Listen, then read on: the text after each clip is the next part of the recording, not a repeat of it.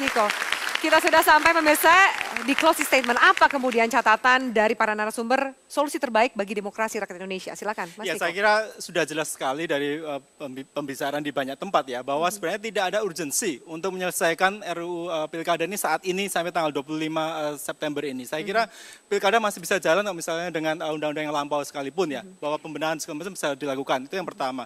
Yang kedua, saya kira ini menjadi sangat krusial bagi pemerintahan Pak SBY ini. Sebenarnya mau meninggalkan legacy seperti apa sih gitu ya.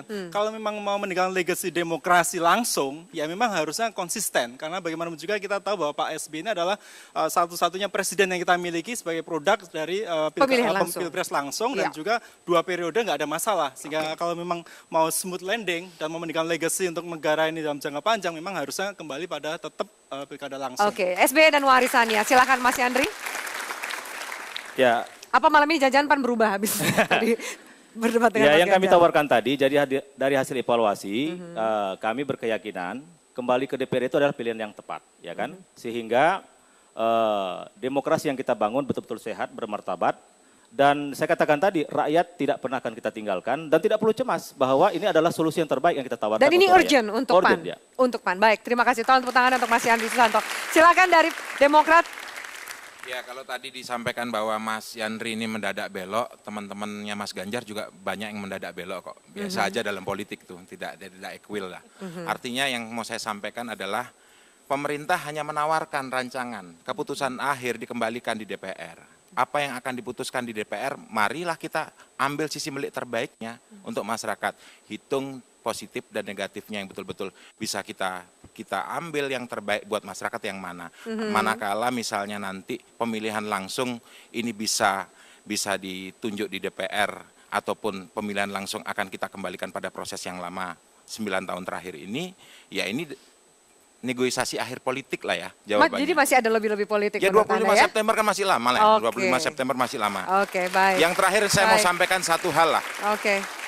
Pemerintah sudah berupaya sebaik mungkin untuk soft landing dalam pemerintahan SBY. Soft landing. Artinya segala upaya yang terbaik sudah diberikan dan diupayakan untuk melakukan yang terbaik buat masyarakat. Baik, terima kasih Mas Yandri. Mas Abdullah dulu silahkan. Saya kira karena proses RUU ini menyangkut tentang masa depan demokrasi lokal, maka penting soal keberpihakan rancangan undang-undang ini juga dalam masa depan demokrasi kita. Oleh karena itu saya kira DPR jangan memaksakan opsi yang mereduksi proses demokrasi. Sehingga kalau melihat opsi sekarang pemilihan kepala daerah secara langsung memberikan banyak nilai positif tadi yang kita jelaskan, saya kira tidak ada pilihan lain ya, untuk memberikan ruang keberlangsungan pada demokrasi langsung ini. Kedua, terakhir soal posisi pemerintah. Saya kira penting ketika dinamika keinginan publik tetap ingin mempertahankan soal pemilihan kepala daerah secara langsung. Saya kira karena saham pemerintah 50% dan kejelasan posisi pemerintah juga harus jelas. Oleh karena itu Presiden SBY harus jelas mengambil posisi politik untuk mendukung pada pemilihan presiden secara langsung. Baik. Mas Arief silakan. Ya, pertama saya ingin sampaikan menggarisbawahi bahwa mari kita melakukan perubahan terhadap segala, termasuk sistem politik kita. Ini menyangkut paket undang-undang bidang politik yang di dalamnya adalah ada undang-undang pilkada pada periode yang akan datang supaya lebih nahter, lebih jernih, lebih clear, lebih dengan sikap batin yang juga jelas. Itu yang pertama. Yang kedua tentu kalau boleh merayu sedikit, mari kita kembali kepada jalan yang seharusnya. Ini merayu siapa nih Mas Arief? Merayu teman-teman, Pak Yandri dan kawan-kawan. Biar jelas. Ini yang dikatakan Pak Jimmy, kita masih punya waktu agar kita kembali pada pemilihan kepala daerah secara langsung. Karena ini merupakan harapan rakyat. Kembali ke jalan itu saya kira sesuatu yang tidak memalukan, ini demi kepentingan bangsa. Mas Ganjar silakan terakhir. Pak Jimmy, pemerintah itu sudah balik loh, sekarang sudah minta langsung loh. Jadi Anda catatannya agak keliru tadi. Pemerintah itu sekarang sudah langsung, jadi waktu DPR dulu diminta untuk dipilih di DPRD tidak setuju, pemerintah sudah ngalah. Ini sekarang pemerintah itu diajak balik lagi. Jadi sebenarnya gini aja, inilah bolak-balik, ini Kak setrika aja ini, maju, mundur, maju, mundur. Saran saya gini, itu situasi kebingungan. Kebingungan dalam situasi emosional, jangan memutuskan sesuatu. Ya. Tunda saja, tunggu DPR besok. Oke, baik.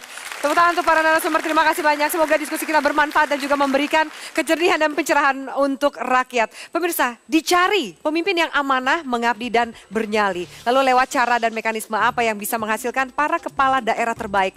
Lakukan kalkulasi dan kaji dengan teliti, jangan hanya karena landasan ambisi kita mengorbankan demokrasi atas nama rakyat Indonesia. Saya Afiani Malik undur diri. Salam Forum Indonesia. Selamat malam.